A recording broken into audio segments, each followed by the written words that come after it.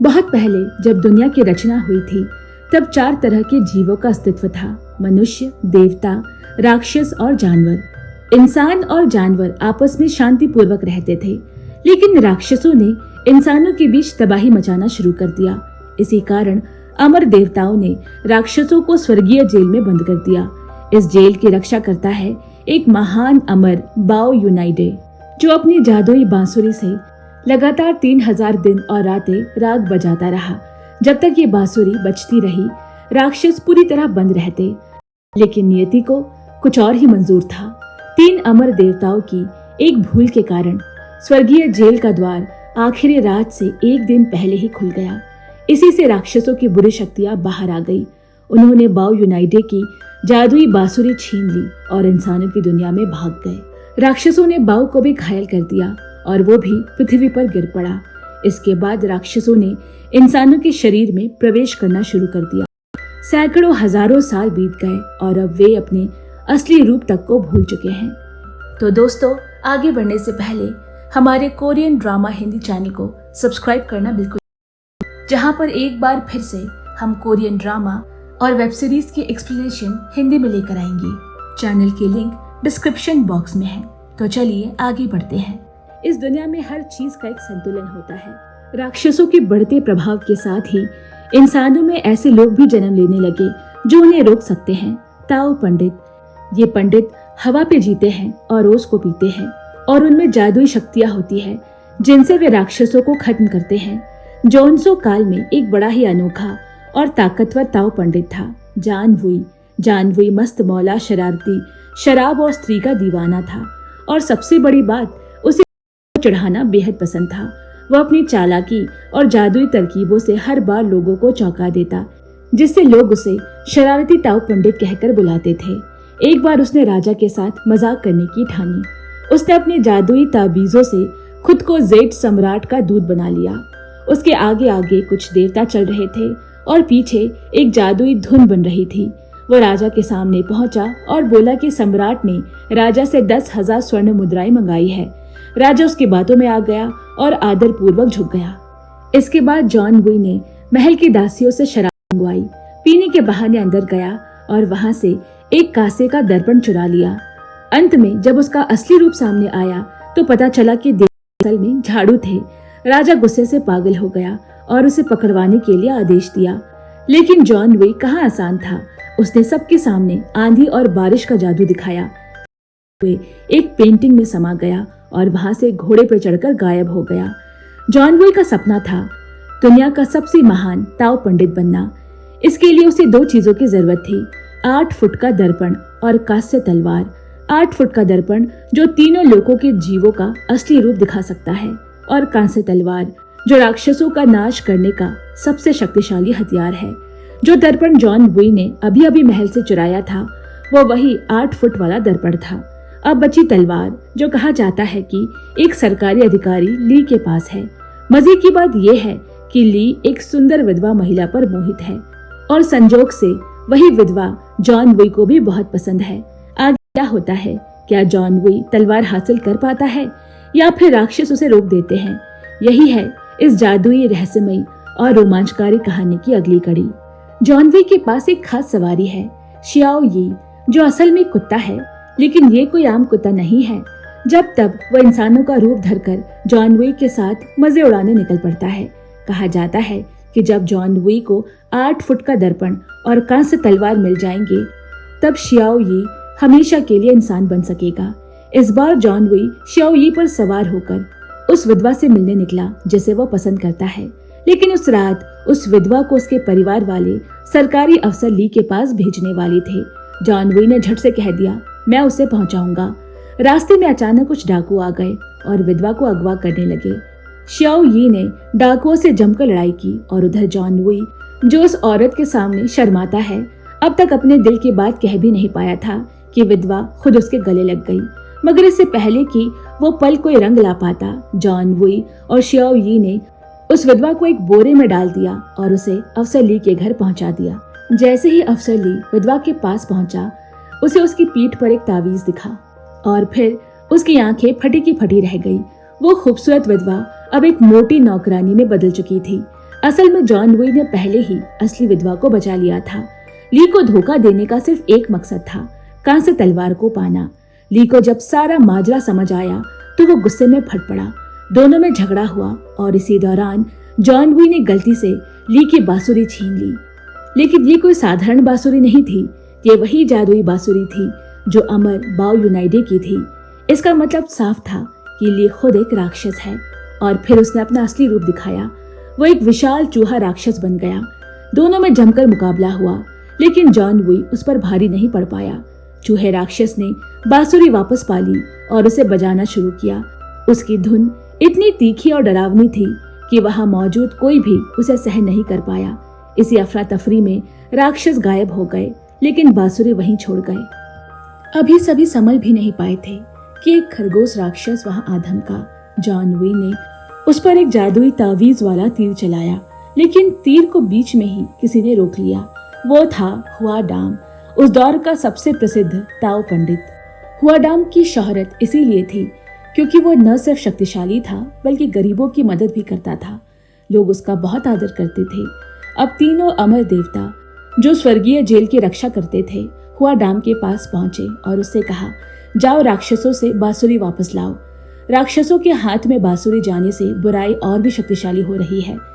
कहा जाने लगा कि जो भी इस बांसुरी का मालिक होगा वही राक्षसों का राजा बन जाएगा। हुआडाम ने खरगोश राक्षस को बांधकर एक राक्षस कैद बोतल में बंद कर दिया, लेकिन बांसुरी वहां नहीं थी। उसे अंदेशा हुआ कि बांसुरी शायद जॉन लुई के पास है। अब वो उसे ढूंढता हुआ एक सुनसान पहाड़ी पर एक पुरानी मंदिर में पहुंचा जो एक पेंटिंग के अंदर की दुनिया थी। जॉन लुई का जादुई घर। जॉन लुई का गुरु था मास्टर चिंगबांग, जिसकी शक्तियां हुआडाम के बराबर मानी जाती थी। हुआडाम और 3 अमर देवता वहां पहुंचे। हुआडाम ने समझाया कि वो बांसुरी केवल वापस लेना चाहता है, लेकिन मास्टर चिंगबांग ने बांसुरी देने से इनकार कर दिया क्योंकि उसे डर था कि कोई राक्षस ताओ पंडित का रूप धरकर बांसुरी चुरा न ले। हुआडाम ने अपनी सच्चाई साबित करने के लिए अपनी कलाई काटी।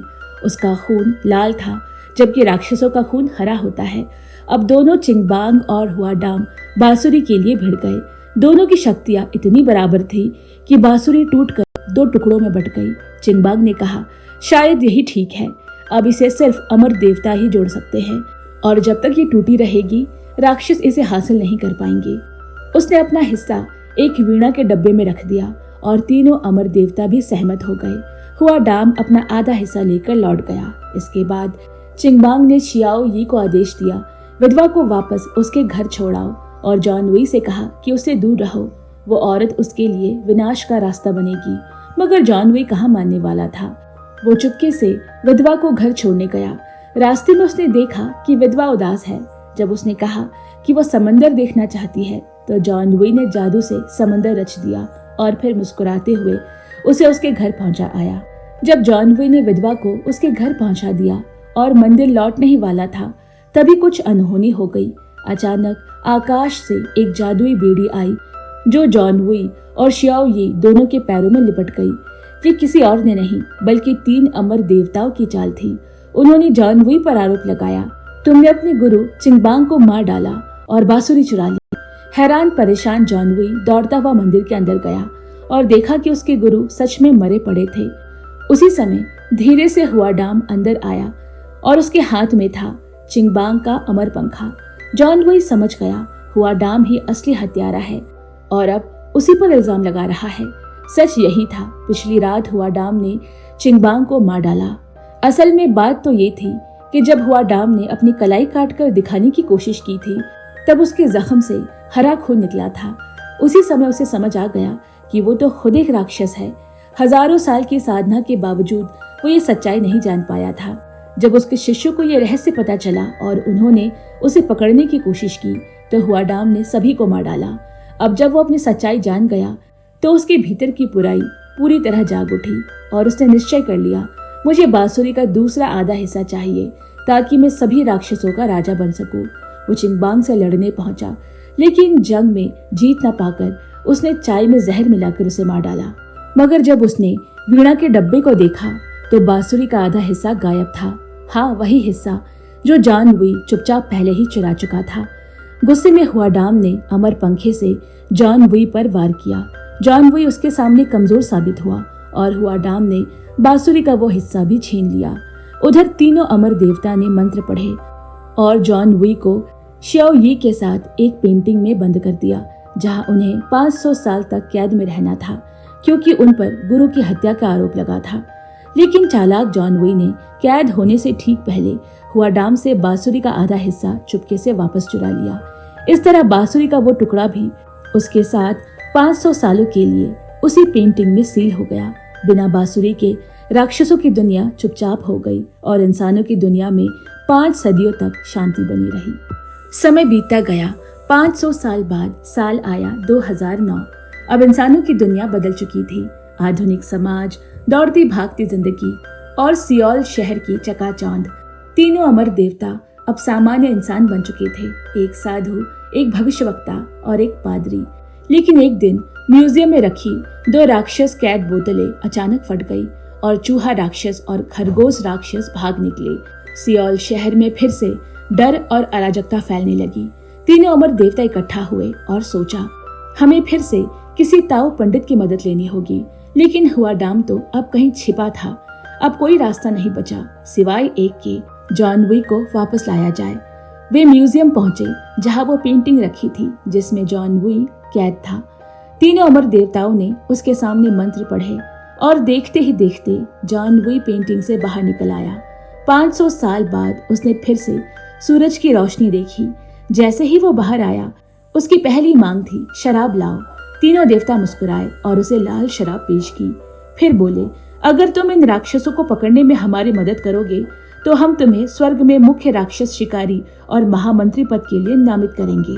ये सुनकर जॉन वुई खिल उठा, मुस्कुराया और बोला, फिर तो खेल शुरू किया जाए। जैसे ही जॉन आजाद होकर बाहर आया, तभी वो दोनों राक्षस चूहा और खरगोश उसके पीछे पड़ गए। उसका निशाना था जादुई बांसुरी का आधा टुकड़ा, जो अब भी जॉन वुई के पास था। जॉन वुई ने म्यूजियम से एक तलवार उठाई और लड़ने की कोशिश की, लेकिन बिना तावीजों के वो कुछ न कर सका और राक्षसों से बुरी तरह हार गया। तीनों अमर देवताओं को आकर उसकी जान बचानी पड़ी। असल में उसके सारे तावीज शियाओ यी के पास है, जो अब भी एक दूसरी पेंटिंग में सील है। अब कोई रास्ता न बचा था, शियाओ यी को भी आजाद करना ही होगा। तीनों अमर देवता जॉन वुई को लेकर उस पेंटिंग की खोज में निकल पड़े जिसमें शियाओ यी बंद था। रास्ते भर जॉन वुई इसी बदली हुई दुनिया को देखकर चकित था। औरतें अब खुलेआम लंबे पैर दिखा रही है। वो सोच में डूबा ही था कि अचानक दोनों राक्षस फिर से आ पहुंचे। तीनों अमर देवता भागते भागते आखिरकार उस पेंटिंग तक पहुंचे, मगर राक्षस भी वहां पहुंच गए। अब जॉन वुई को अकेले ही उनसे लड़ना पड़ेगा जब तक ये अमर देवता शियाओ यी को पेंटिंग से बाहर नहीं निकाल लेते।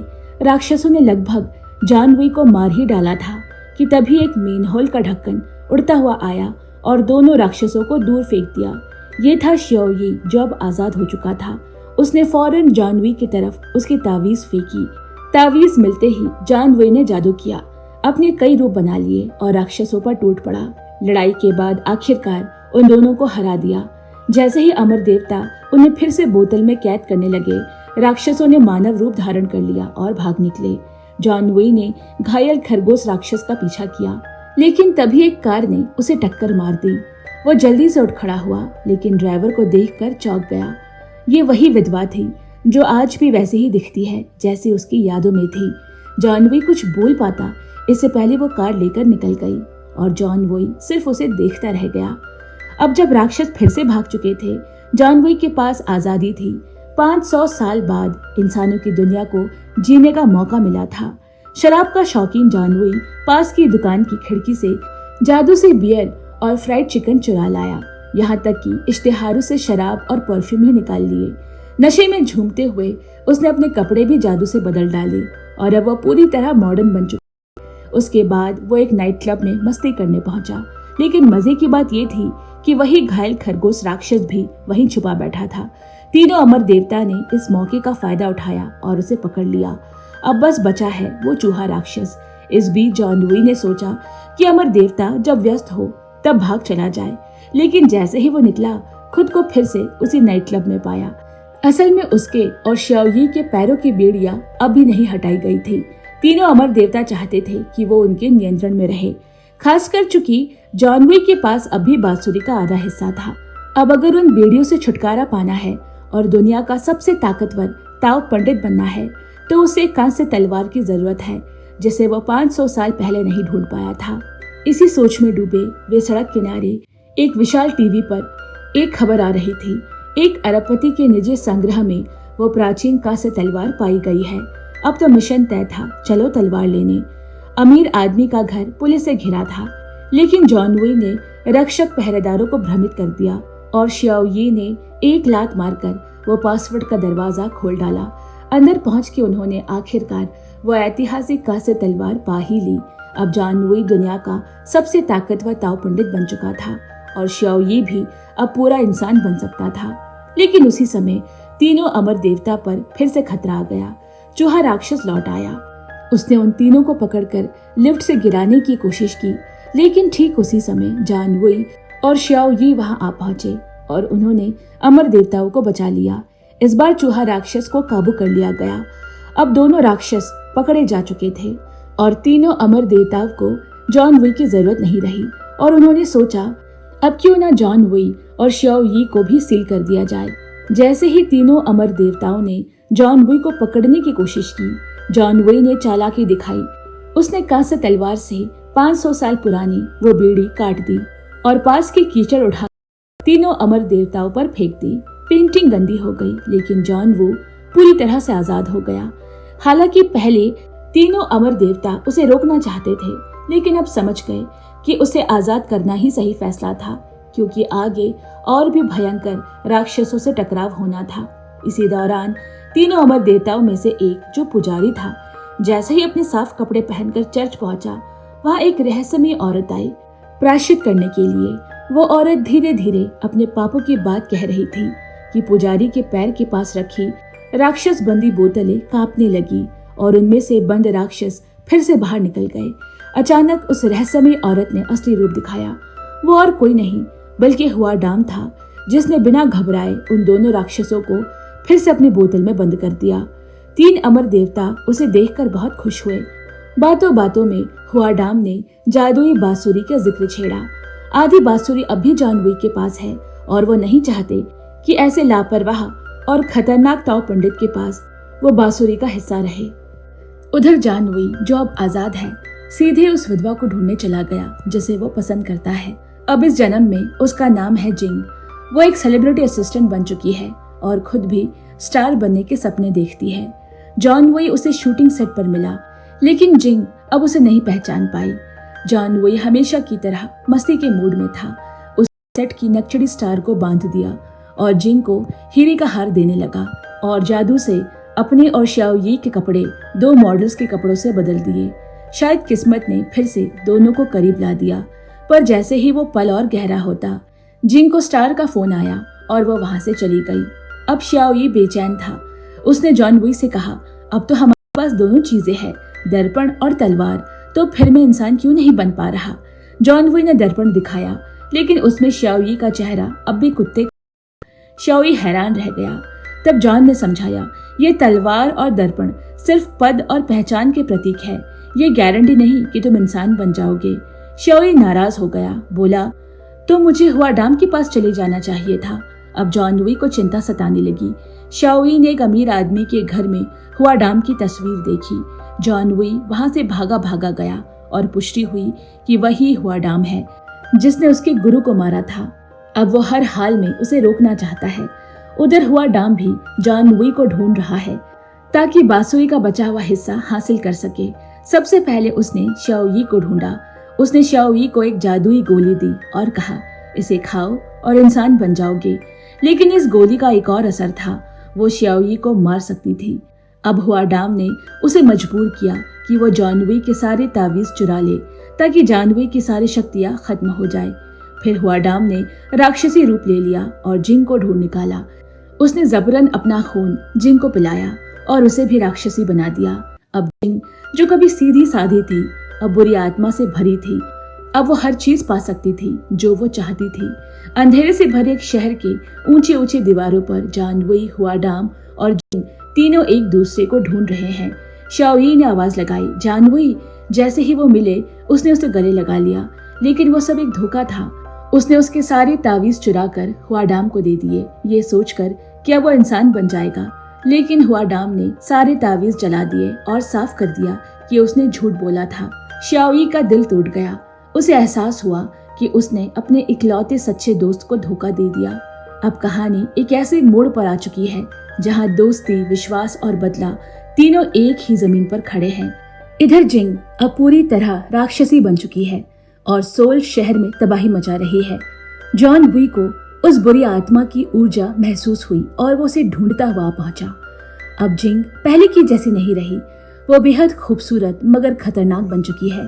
जॉन बुई उसका विरोध नहीं कर पाया और उसकी ओर खिंचता चला गया। ये सब हुआडाम की योजना थी। जिंग ने जांग को धीरे धीरे हुआडाम तक पहुंचा दिया, जहां हुआडाम ने उसे आसानी से हरा दिया। इसी दौरान जिंग ने वो 8 फुट लंबा दर्पण उठाया जो उसने जान वुई से चुराया था। उसमें उसने एक बांसुरी बजाते हुए किसी का प्रतिबिंब देखा। ये दृश्य इतना डरावना था कि वो डर के मारे छत से गिरने ही वाली थी। लेकिन ठीक उसी समय शाओ यी द्वारा छोड़ा गया एक आखिरी तावीज जानवी के पास था। उसने उसे अपने लिए नहीं बल्कि जिंग को बचाने के लिए इस्तेमाल किया। वो छत से कूद पड़ा और हवा में ही उसे पकड़ लिया। नीचे उतरते उतरते जिंग की याददाश्त लौटने लगी। उसे एहसास हुआ कि सामने खड़ा यही ताओ पंडित है जिसने 500 साल पहले उसे समंदर दिखाया था। मगर जैसे ही वो पल थोड़ा और गहरा होता, हुआडाम ने लकड़ी के पुल को तोड़ दिया। जानवी नदी में गिर पड़ा और बेहोश हो गया। हुआडाम ने मौका पाकर बांसुरी का आधा हिस्सा जॉन से छीन लिया। अब दोनों हिस्से उसके पास है। हुआडाम ने वो बांसुरी 3 अमर देवताओं को सौंप दी। उन्होंने मिलकर एक मंत्र पढ़ा और बांसुरी को फिर से जोड़ दिया। रात का अंधेरा छट गया, बादल हटे और जादुई बांसुरी फिर से पूरी बन गई। अब देवता बांसुरी हुआडाम को सौंपने ही वाले थे। इतने में एक बड़ा सा पत्थर उसके ऊपर आ गिरा। ये शियाओई था जिसने कभी अपने दोस्त को धोखा दिया था, अब वफादारी का रास्ता चुना है। उसने हुआडाम पर एक छिपा हुआ ताबीज इस्तेमाल करने की कोशिश की, मगर वह हुआडाम के सामने टिक नहीं पाया। हुआडाम ने अमर पंखा लहराया और हजारों जादुई तीर छोड़े, लेकिन इस बार कोई चमत्कार हुआ। सारे तीर रुक गए। दरअसल जॉन वुई अब जीवित हो चुका है। वो नदी के भीतर पानी पर तावीज बना रहा था और फिर उभर कर सामने आया। उसने जिंग का हाथ थामा और हुआडाम के सामने डटकर खड़ा हो गया। अब हुआडाम ने फिर से हमला किया अमर पंखे से, लेकिन जॉन वुई ने जिंग को एक जादुई जगह ले गया जो कि वही फिल्म सेट है जहां वो काम करती है। वहां उसने शाओई से कहा, जिंग की रक्षा करना। और अब शुरू होता है आखिरी मुकाबला। इस बार जॉन वुई पहले से कहीं ज्यादा शक्तिशाली था। अब उसे तावीज की जरूरत नहीं रही। हुआडाम ने एक आग का विशालकाय अजगर बुला लिया, जबकि जॉन वुई ने एक विज्ञापन बोर्ड से पानी निकालकर उसका जवाब दिया। लड़ाई जोरदार रही, पर धीरे धीरे हुआडाम भारी पड़ने लगा। उसने जॉन वुई का गला दबा दिया, जमीन पर पटक दिया और अमर देवताओं से बांसुरी छीन ली। फिर हुआडाम ने बांसुरी बजाई और उसकी धुन इतनी भयानक थी कि राक्षसों की बोतलें कांपने लगी और उनमें बंद राक्षस लगभग छूटने ही वाले थे। लेकिन तभी सब कुछ थम गया। बांसुरी की आवाज से जिंग की सभी यादें लौट आई। वो धीरे धीरे हुआडाम की ओर बढ़ी और एक आड़ू की डाली से उसके पेट पर वार किया। यही उसकी एक इकलौती कमजोरी थी जिसे सिर्फ बाओ यूनाइडे जानती थी। और अब सच सामने आ गया। जिंग कोई और नहीं बल्कि वही थी, बाओ यूनाइडे, स्वर्गीय जेल की रक्षक, जो अपने जादुई बांसुरी से लगातार 3000 दिन और रातें राग बजाती रही। जब तक ये बांसुरी बजती रही, राक्षस पूरी तरह बंद थे। मगर फिर नियति का चक्र ऐसा घूमा कि पूरी दुनिया असंतुलित हो गई। लेकिन प्रकृति का नियम है कि वो अपना संतुलन कायम करती है। आखिरकार हुआ भी वही। डांग बुरी तरह घायल हो गया। फिर भी उसने बांसुरी को पकड़ने की कोशिश की, लेकिन शाओ यी ने उसे दूर लात मार कर उड़ा दिया और जान वुई ने कासे तलवार से बांसुरी को तोड़ दिया। गुस्से में हुआडाम ने अपना अमर पंखा चलाया, लेकिन वो भी जल उठा और उसी के साथ उसकी बची कुछ शक्ति भी खत्म हो गई। अब जान बचाने के लिए हुआडाम भागने लगा। जॉन वुई अपने गुरु के कातिल को इतनी आसानी से जाने नहीं देगा। दोनों छत की मुंडेर पर गुत्थम गुत्था हो गए और एक साथ नीचे गिर पड़े। अचानक जॉन वुई की आंख खुली तो वो खुद को वही पुराने ताओ पंडित के भेष में देखता है। उसके गुरु जिंदा है, शियाओ भी सही सलामत है और वो विधवा औरत पास के कमरे में सो रही है, मानो कुछ भी बुरा हुआ ही नहीं हो। गुरु ने उससे कहा उस औरत को घर छोड़ाए। जॉन वुई हैरान था, ये सब सपना है या हकीकत, वो समझ नहीं पा रहा था। तभी उसे याद आया 500 साल पहले जब उसे पेंटिंग में सील किया गया था, उसने अपने गुरु की लिखाई वीणा के डब्बे पर देखी थी, जिसमें लिखा था कि उस डब्बे पर तीर चलाना। जॉन वुई ने तुरंत तीर मारा, डब्बे से खून रिसने लगा। उसने पीछे मुड़कर देखा तो गुरु और शियाओई दोनों गायब हो चुके थे। उसे अब समझ आ गया। जैसे ही वो डिब्बे के पास गया, घायल हुआ दाम डगमगाते हुए बाहर आया। अगले ही पल दोनों 500 साल बाद के एक फिल्म सेट पर आ गए। जॉन वुई को अब यकीन हो गया था कि उसके गुरु ने सब पहले ही देख लिया था। तीनों अमर देवताओं ने मिलकर हुआदाम को जंजीरों से बांधा और उसे एक पेंटिंग में सील करने का मंत्र पढ़ने लगे। हुआदाम भी चुपचाप आसमान की ओर देखने लगा। उसे अब समझ आ गया था कि 500 साल पहले एक साधु ने जो भविष्यवाणी की थी वो सच साबित हो गई। 1000 साल की तपस्या और भले बुरे अनुभवों के बाद भी वो अब तक नहीं समझ पाया कि वो असल में कौन है। उसने हार मान ली और खुद ही उस पेंटिंग के अंदर चला गया, दुनिया से हमेशा के लिए गायब हो गया। इसी तरह राक्षसों को काबू करने की वो प्राचीन लड़ाई खत्म हुई। सारे गिले शिकवे मिट गए, सही और गलत का फैसला हो गया। तीनों अमर देवता स्वर्गलोक लौट गए। बाओ यूनाइडे भी फिर से अमर मंडली में शामिल हो गई और जॉन वुई सबसे ताकतवर ताओ पंडित बन गया, जो बुराई मिटाता और इंसाफ करता है। अंत में वो और उसकी प्रिय बाओ यूनाइडे असली समंदर देखने गए। ये film The Tale of John वुई नाम की एक जोसिन काल की एक प्रसिद्ध कथा पर आधारित है। जॉन वुई एक सच्चा पात्र था, जोसिन काल का एक महान ताओ पंडित। ये फिल्म केवल स्वर्ग, धरती और पाताल लोक की कहानी नहीं कहती, बल्कि इंसानियत और इंसानी फितरत की गहराई पर भी रोशनी डालती है। हुआदाम असल में एक राक्षस था जो स्वर्ग की जेल से भाग आया था, लेकिन हजारों साल की साधना के बाद वो अपनी असली पहचान भूल गया। वो एक अच्छा ताओ पंडित बन गया, लोगों का इलाज करता, भूत भगाता और लोगों की मदद करता। लेकिन जब उसे अपनी राक्षसी पहचान का पता चला तो वो डर गया और उसी पल उसके अंदर की दबी हुई बुराई बाहर आ गई। अब वो अपनी सच्चाई को छिपाने और अपनी लालसा पूरी करने के लिए बेकाबू हो गया। उसके भीतर एक साथ भलाई और बुराई दोनों थी। शुरू में वो एक सही रास्ते पर चलना चाहता था, लेकिन उसकी राक्षसी प्रवृत्ति इतनी गहरी थी कि अंत में वही उस पर हावी हो गई। उसका सील किया जाना अवंतसक सूत्र की उस पंक्ति को सिद्ध करता है, सारी बुरी प्रवृत्तियां जो मैंने जाने अनजाने में की है वो लालच, गुस्से और अज्ञान से उपजी है। हुआदाम 1000 साल साधना करता रहा, लेकिन फिर भी यह न समझ पाया कि असली भलाई और बुराई क्या होती है। असल में भलाई और बुराई कभी आमने सामने नहीं होते, वे आत्मा के भीतर गहराई से जुड़े होते हैं। आखिर में इंसान अच्छा बनेगा या बुरा, ये एक सोच, एक विचार पर निर्भर करता है। शाओ यी जो पहले कुत्ता था, इंसान बनने के सपने देखता था। उसे लगता था कि इंसान बनना ऊंचा दर्जा है, लेकिन जब उसने अपने दोस्त से गद्दारी की तब उसे एहसास हुआ कि इंसानों के भीतर भी कितनी गंदगी और स्वार्थ होता है। वो मान गया कभी कभी इंसान कुत्तों से भी ज्यादा घटिया हो सकते हैं। आखिर में उसने चुना कि वो एक वफादार कुत्ता बनकर रहना पसंद करेगा, बजाय एक धोखेबाज इंसान के। और यही बात हम सब पर भी लागू होती है। इंसान, राक्षस या अमर होना सब एक सोच का खेल है। तो खुद से सवाल करो, क्या तुम वो हो जो दुनिया को दिखाते हो या वो जो तुम्हारे भीतर है? कहीं ऐसा ना हो कि 1000 सालों की जिंदगी जी ली, लेकिन अब तक ये न समझ पाओ कि आखिर तुम कौन। इसके साथ ही ये फिल्म की कहानी यहीं पर खत्म होती है। दोस्तों, कहानी अच्छी लगी हो तो लाइक करें, कमेंट करें, दोस्तों और परिवारों में शेयर करें और ऐसी कहानियां रोज सुनने के लिए चैनल को सब्सक्राइब करें। साथ ही अगर आप कोरियन ड्रामा और वेब सीरीज की हिंदी एक्सप्लेनेशन देखने के शौकीन हैं तो हमारे नए चैनल कोरियन ड्रामा हिंदी को सब्सक्राइब करना बिल्कुल ना भूलें। लिंक डिस्क्रिप्शन बॉक्स में है। आज के लिए अब मैं आप सभी से विदा लेती हूँ। Bye bye and take care.